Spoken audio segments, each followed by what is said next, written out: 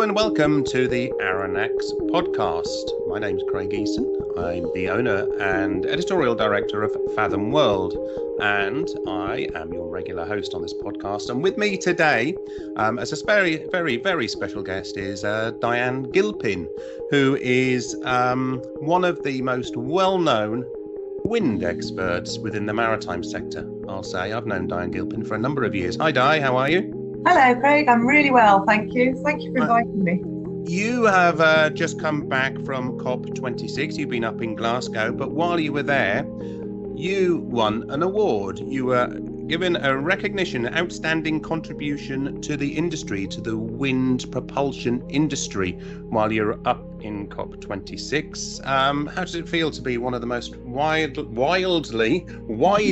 recognised names within the industry? Wild and wide. No, it's a real honour. I mean, when we started out on this journey in wind, I think there was me and Gavin Allwright, who's the Secretary General, and a few other organisations, maybe 5. Thomas Risky from Norse Power was there, but it was a very nascent, emerging opportunity in the global maritime space. So I don't know, what is it, 7, 8 years? One doesn't want to dwell on the number of years, but there is now membership of about 150, I think. So it's an absolute honour to have been recognised as being a nuisance for that long, and talking about wind to anybody who would pass me the time of day. It's just been great, and it was a real honour. There's lots of fantastic opportunities for other companies now emerging in wind, so as Fletners and wing sails and all sorts of technologies. It's a really, really vibrant sector, and to be recognised in that has been just such an honour, because they're friends and, you know, peers. So it's been great. But I have seen myself over the years and a difference in how the wind propulsion sector has become more recognised and accepted. I interviewed one of the leading maritime names at a leading classification society a few years ago, who said, no, wind is never really going to take off. It's just not going to fit into the shipping industry. And yet here we see it now with a lot of industry, a lot of other industry actors, not just within the shipping industry, but charterers and other industry players recognizing the value of wind. We saw how Vale have taken to putting wind systems on their ships. We see how charterers are really sort of looking at the wind sector, both as a wind assist, and also now we see a number of propulsion systems where it's the total encapsulating of the whole supply chain, and that's where I think there is a distinction here between the two, isn't there? One is the wind assist as a retrofittable solution that goes onto an existing ship and can actually help it with its decarbonisation goals. And the other one, which is something that you've been more involved in, I see, from the years that I've known you, is this looking at a sailing vessel, a modern sailing vessel. Let's not hark back to the olden days of sail, but a very modern sailing vessel as part of a supply chain. And I know within your smart green solution that you've got today, and even when in your before life at Benign, if I've got that rightly, wasn't it? You were looking at the total solution. So how have you seen those two sort of evolve over the last couple of years? So I think so. Yes, absolutely. We've been seeing the opportunity for a holistic, integrated design. So if you use wind and so you've got the above the water aerodynamic benefits. If you combine that with optimized hull design, then you can get much more power from the wind systems. But that's a big ask for the industry, to go from no wind to let's do this brand new build.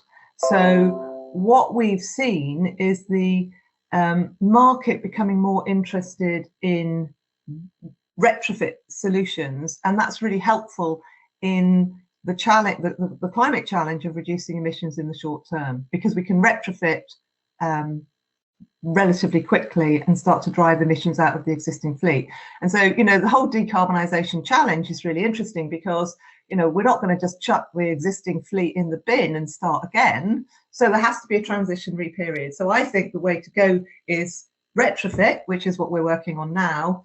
And that provides the learning and the data for then feeding into new build systems, which, as the market becomes more familiar with the technology, can be more open to bigger new build costs.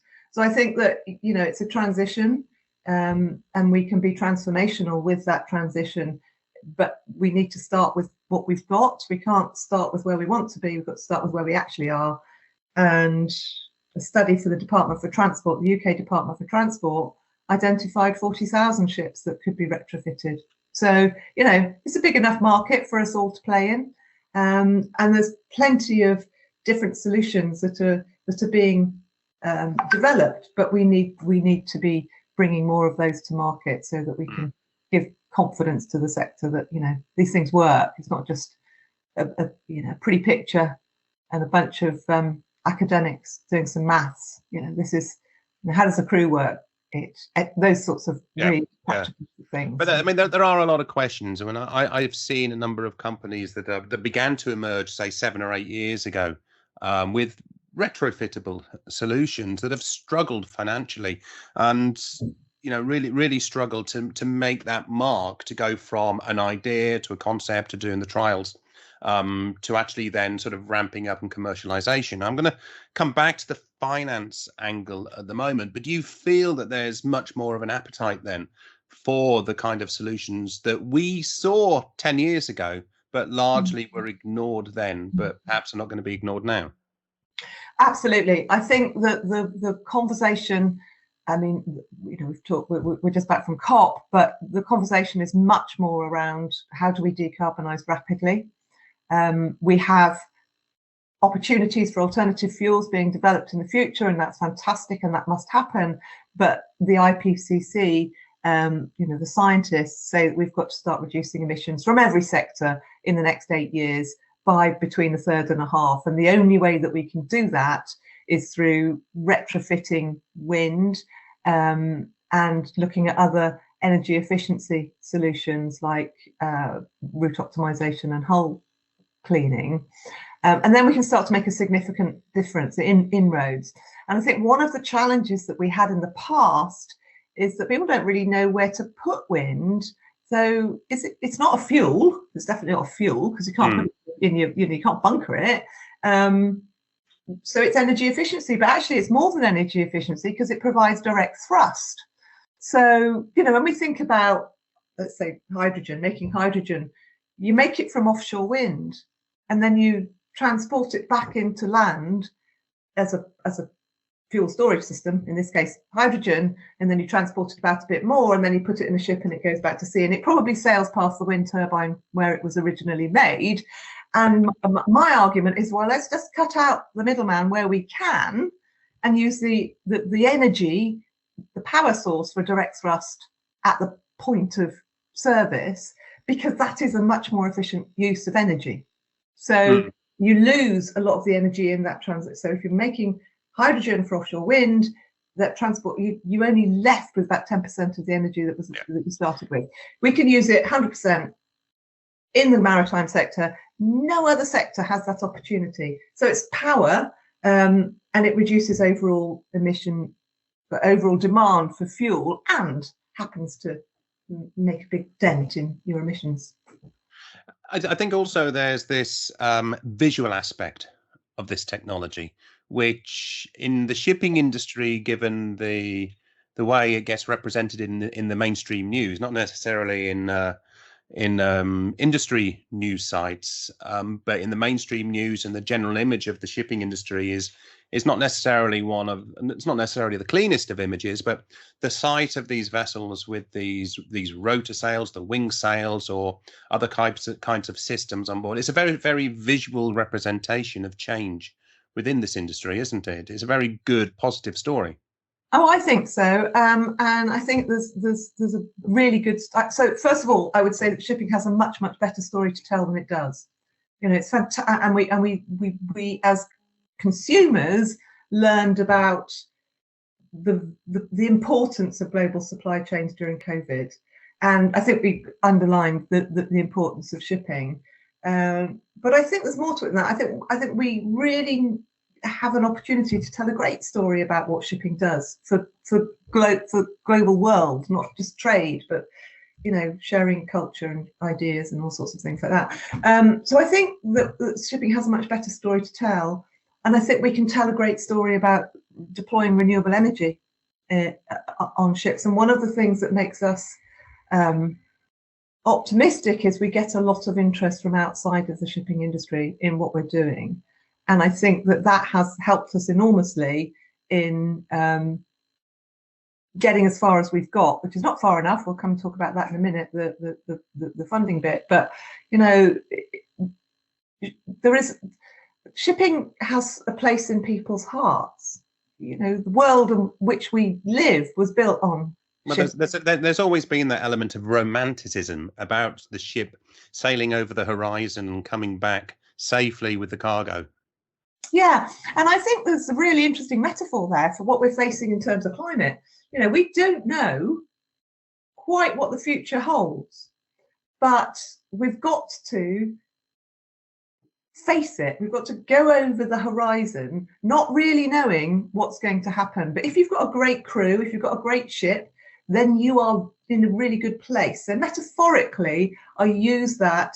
When the original explorers set sail, they didn't even know if the world was round. They didn't know if they were going to fall off the edge.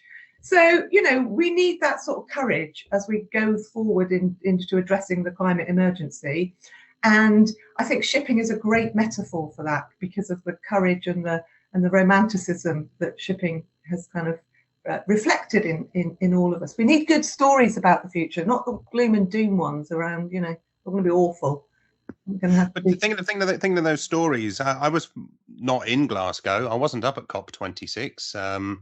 I wouldn't have been able to afford even the most of basic hotel rooms if I'd decided to go there at the last minute, going by what I heard. But I got the impression there was a lot more shipping and maritime stories. There was a lot more representative of the shipping and maritime industries up in Glasgow than we've ever seen at any of the previous COPs. And let's not forget the number 26 on COP26. All right, it should have happened last year, but we've had 27 years of COPs, haven't we?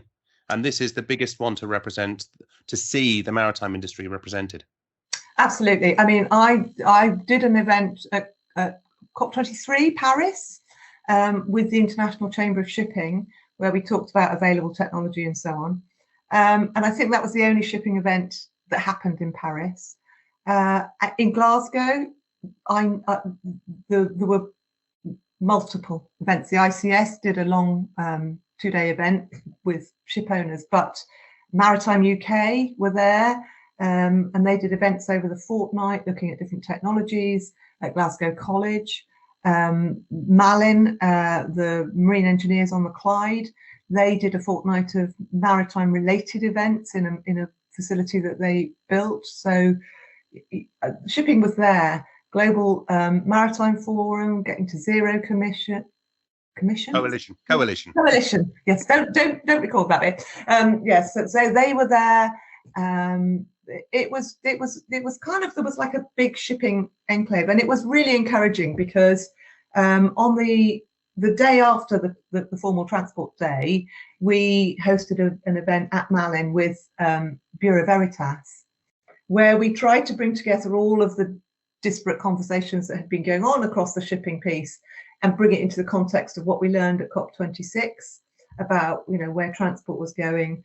And we had a really fabulous session. We'll be launching the report from that in the next few days, where people were invited to work together to figure out what's next. So, there's been this great burst of activity across the maritime space, and we now fully embrace the fact that this is a huge challenge. What do we do tomorrow? We're all there. We don't want to go back to our desk and do exactly the same thing. So what are we going to do? So that was really fascinating. And yeah, there was some edgy conversations between different types of people across the let's call it ecosystem, but there was an awful lot of collaboration. There was awful lot of good understanding that this is a crisis and we need to work together. You mentioned that mentioned it as a sort of maritime and shipping enclave while you're there, but what about that sort of engagement with the non-maritime, non-shipping groups or entities while you were up at COP26? Because a lot of the time we hear about how the message of shipping and the importance of shipping is being missed, or what the real story is. And you said a minute ago about how it's sort of that real positive story of shipping needs to get out there. How about getting that message about shipping outside of the shipping while you're up in Glasgow? So I can't speak for anyone else. I went to other events, and so they were more about innovation, because obviously that's the sort of where we have a Venn diagram. We're in shipping, but we're also in innovation. So there's quite a lot of innovation activity that I was involved in. So I was crossing over into different industries and learning from different industries about stuff that we could bring into shipping. I sense, and I might not be right, and I'd like to be wrong, that shipping mostly talked to itself at COP26, but there was a wider group of people there talking to themselves, as it were, if you know what I mean. So there was a wider reach across the shipping ecosystem. So there were marine engineers, and there were cargo owners, and there were ship owners, and there were technology developers all in the same room. So I think that's an advance, but I still think we need to get better at talking to other sectors. You've as I said earlier, before your engagement, the current engagement you've got, you're running this company B9, beautifully named B9, letter B, number 9, meaning obviously the word. How did you get even into that? That was, I guess, was one of your earlier forays into the stepping stone into the maritime sector in some way, was it? How did you go from because previously I know that you've been involved in offshore racing, but also in Formula One racing at some point, and I've no idea what you did then. But how did you go from Formula One and racing to the maritime sector, and how did that sort of environmental picture develop as you went through it? I don't know, there might have been a guilt thing around Formula One by the time I got to renewables, but so the common thread is innovation. I started out my career working for cellular telephones before cellular telephones were invented. So I worked for the UK firm that was then called Cellnet, and we just built it. We built a network, and we arranged ways of selling phones. And what's interesting about that, two things, I think, quite a lot of interesting tales about how we thought the name up in a pub over a gin, rather than spending a branding agency, which then the new owners spent 10 million on branding. We did it, over a couple of pints. But the fact that when we first went to market and said, "Hey, mobile phones," everyone went, "Nah, what would you want a mobile phone for? I've got one on my desk." And now we can't move for the things. The second thing that I think was really interesting was we hired really smart consultants to give us the best estimate of market penetration for this newfangled technology, and they came up with something like 30%. So their vision was you could only get 30% of the market to use these phones. Again, wildly wrong. So I think the thing that we could take away from that is when you start innovation, you have no idea where it's going to go. And so whatever you think, so your predictions are always made in the world in which you live, and not the world in which emerges in adjacent technologies at the time. So I think that's really interesting. So I was working in Cellnet, and then I got headhunted to work in F1, and I worked for Ford and the Benetton Formula team, and Ford Engine was in the Benetton Formula team, and one of my jobs was engineering the technology transfer from the race car to the road car. So that sounds very grand, but basically it was talking to people like, "Oh, could you use that thing in your Ford Fiesta? I mean, could we adapt that? Can we lightweight this? Can we learn from that?" And also some of the psychological things really about the way that the Formula One team operated, which was relentless innovation at speed in order to try and beat the opposition on the next fortnight. So that give you the appetite? Did that give you the appetite that meant that failure was an option? It gave me what it gave me was that you can move fast if you need to, and you need a great team. And I was very fortunate to be part of a fabulous team. And I think fail fast is the important thing. Try something. Drag a bit of front wing end plate home on the flight on Sunday night. Get it to the factory. Tweak it. Take it back the following Thursday and try that and see whether you can get a fraction of a second off your lap time. And it was about a complete focus. Everybody was focused on winning, and even that was only winning the people that you didn't beat last week, because we were never up with what was then Williams and McLaren, who were at the front of the board, and the Ferraris. But it was fabulous, great. But one of the sponsors that I worked for, a company called Logica, wanted to do yacht racing. And I thought, well, pretty much the same, isn't it? It's just, go do yacht racing. It's quite different because you don't actually know when a yacht is going to come home from the race. So that's an interesting thing. But at the same time, we started to develop digital systems to keep in touch with race yachts when they were far over the horizon, talking about the horizon earlier. And so that was really fascinating. And as part of that, in fact, the managing director, the owner of B9, had been involved in making a Formula One digital simulated driving platform. And so we had kind of crossed, but we got to know each other a bit better when I was working in yacht racing. And then we thought, well, how hard can it be to transfer the technology from yacht racing into merchant marine? He was a marine engineer, and he'd been working on the oil and gas rigs, David Surplus, and he started to think about, we started to learn about climate, started to think about solutions, and B9 built wind turbines. So they built the first wind turbine in Ireland, 45 kilowatt hours. Now we can see, beyond imagination then, that you could have 17 megawatt floating devices. Just never thought that. Knew it was a good idea, but didn't know quite how far and fast it could go. And so, again, over a pint, I don't want you to think my whole life is directed through pubs, but David and I set up B9 Shipping to put it together, and then B9 was sold to Gamesa. And we decided that, we had to rebrand. So we rebranded it to Smart Green. Yeah.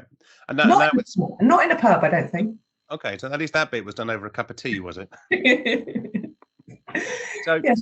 Smart Green Shipping now, you've now evolved this idea. You've been working with companies like Drax and Humphreys Yacht Design.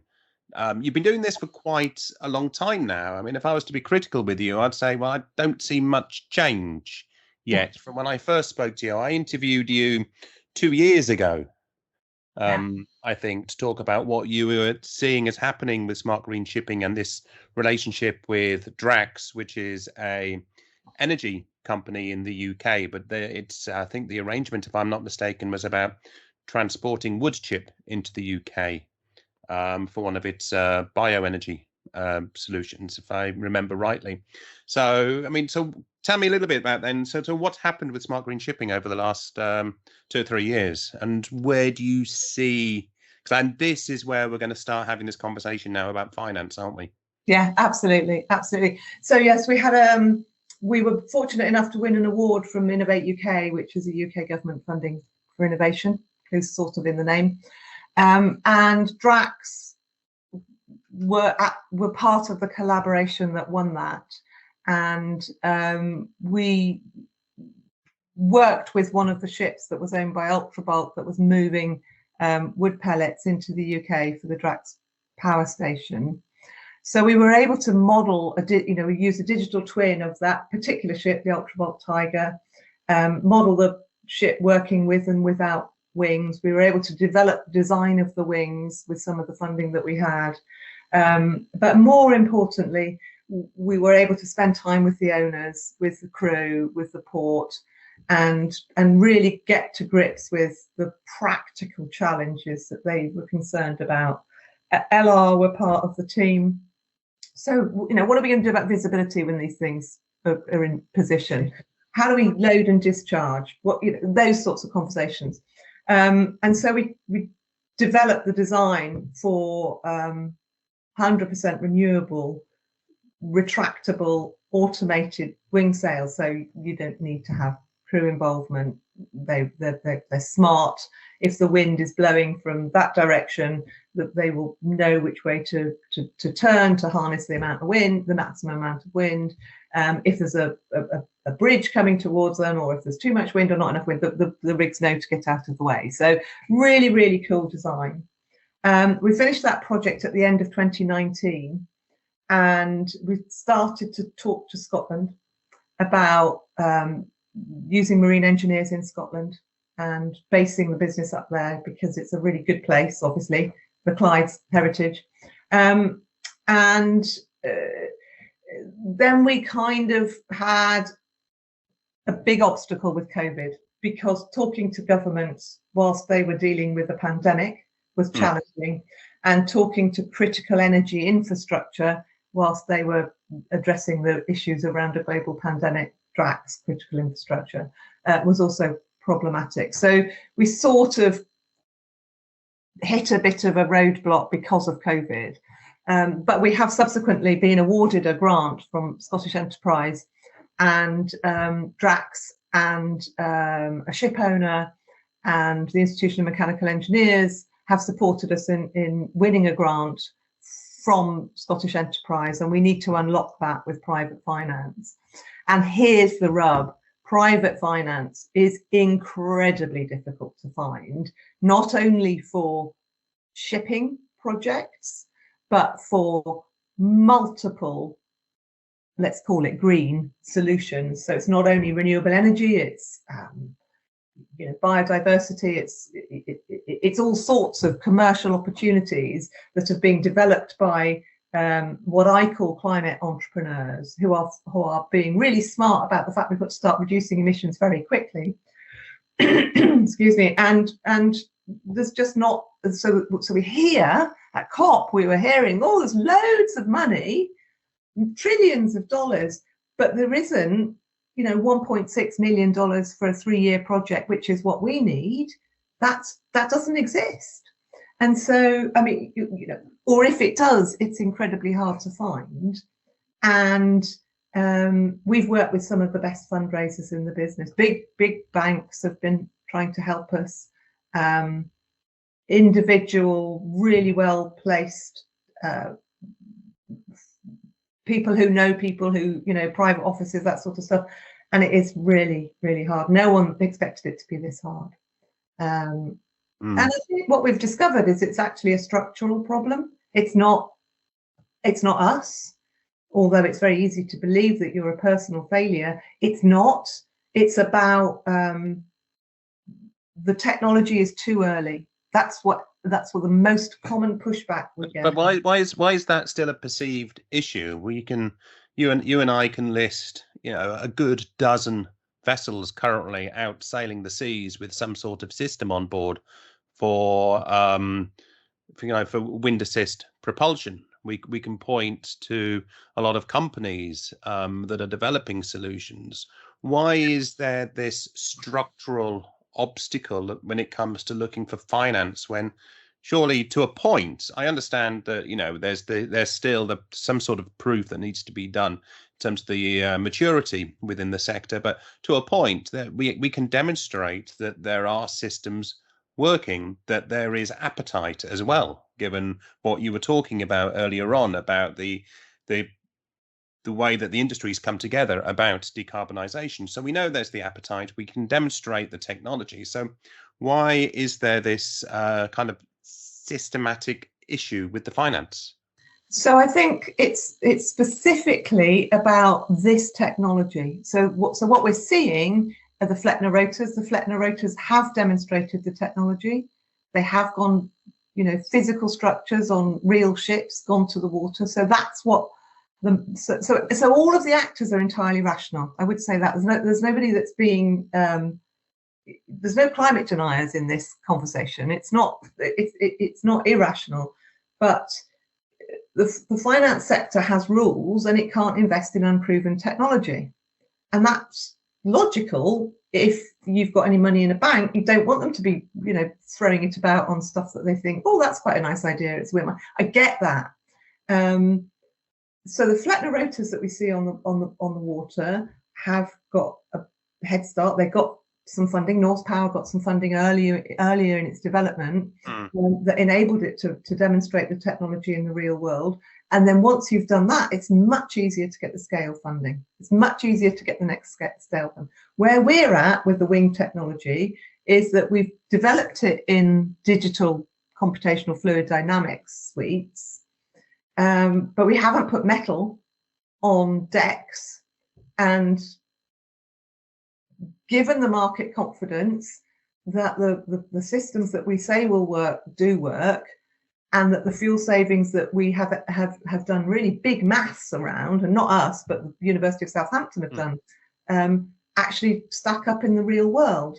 Now, if we were still in motor racing, we wouldn't need to build a physical model, a physical structure. We just go, right, okay, we'll try that.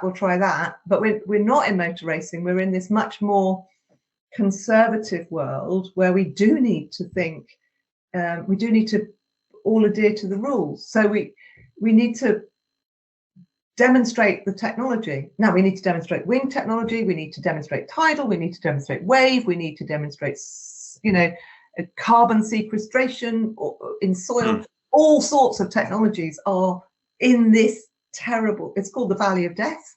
I prefer to call it the innovation hump because I feel like there's a better chance of getting up and over a hump than there is going into the Valley of Death. So, yes, the Valley of Death does sound slightly terminal. Doesn't it? Compared to go overcoming an obstacle. And I'm not good with heat. But I think that it is a real problem. And I think at COP, actually, we did identify through some of the workshops that I was involved in that this is a problem that is not to do with the technology or the individuals that are involved in that technology. And what could we do about that? Well, we could create a fund, which might be, the fund that the ICS is suggesting, will be suggesting at MEPC 77. But even if that's ratified, it won't get in place till 2023 because of all of the admin stuff that goes with it. So is there a way that we can create a fund for these sorts of technologies to be accelerated through the demonstration phase, which I think is really critical? And I think that, the market, the shipping industry, the ship owners that we talk to are ship owners. They're moving cargo about. They're not an R&D company. No, and I've seen that comment from some people. So why should the shipping industry be the one that's being asked to fork out the money for the R&D for something that is going to be sold to them at a later date? But that does raise the question there about where public funding comes in to sort of alleviate some of that risk, because we've got the EU Horizon money.